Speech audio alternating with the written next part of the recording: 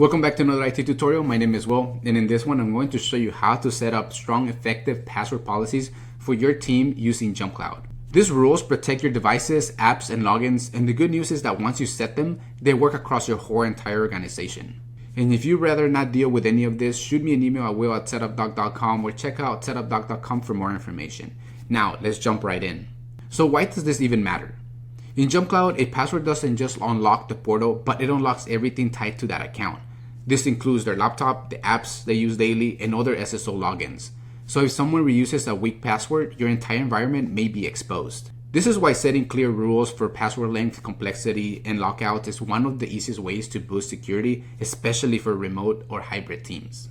Now, before we jump to the actual settings, here's something really important that I want you to know. JumpCloud doesn't just apply password policies in the cloud. These same rules can actually be enforced directly on the user's computer, whether it's a Windows machine or a Mac, even if the account isn't fully managed by JumpCloud. But for that to work properly, you need to make sure the 4 things are turned on: password length, complexity, expiration, and lockouts.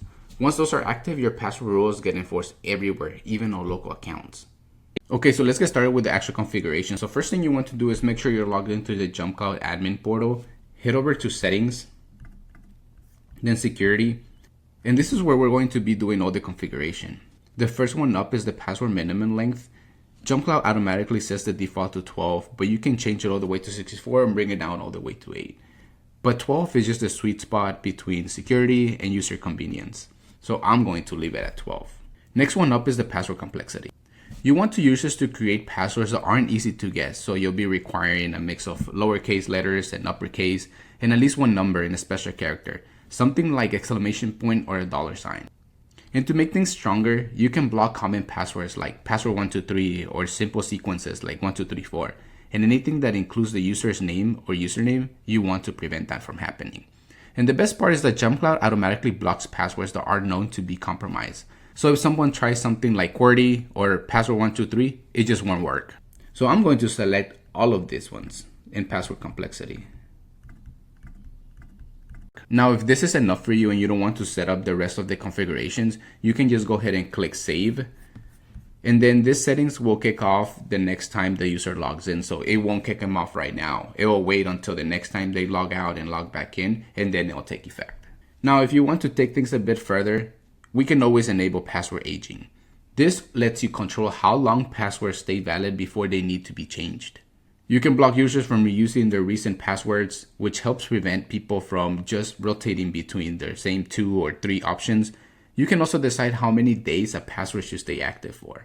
A lot of teams go with 90 days, but you can set whatever fits your policies. There's also a setting in JumpCloud that lets you trigger a forced password reset a few days before that expiration, so users aren't caught off guard. And if someone misses the deadline, you can choose to whether they're allowed to update it themselves or if they need help from the admin. So I'm going to set mine to 3 most recent passwords cannot match each other. I'm going to set my 90-day expiration.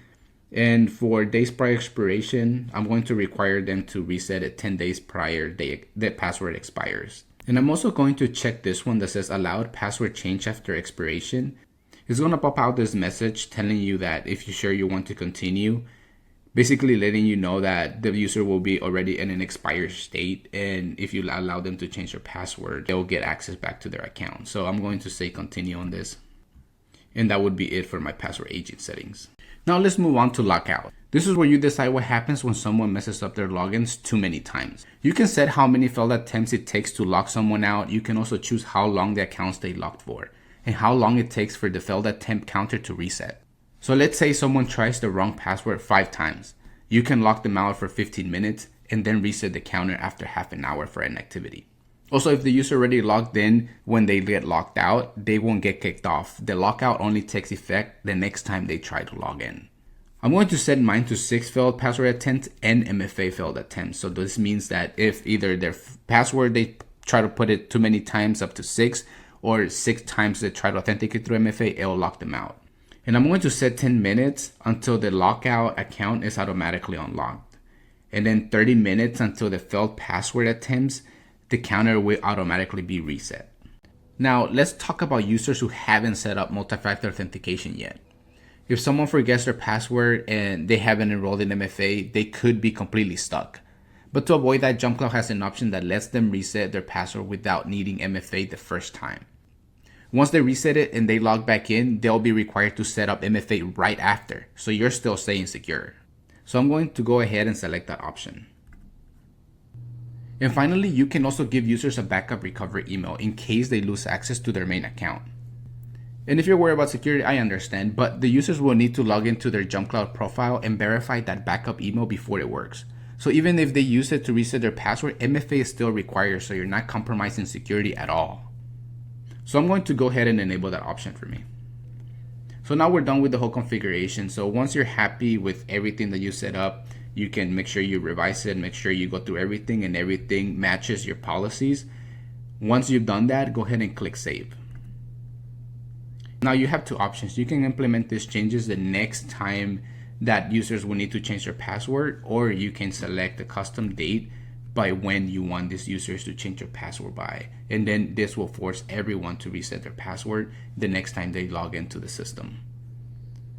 So I'm going to leave mine as the next password change, but if you prefer to set the custom date, you can also do that. So go ahead and hit apply and done. You're done with setting up your configuration password requirements in JumpCloud.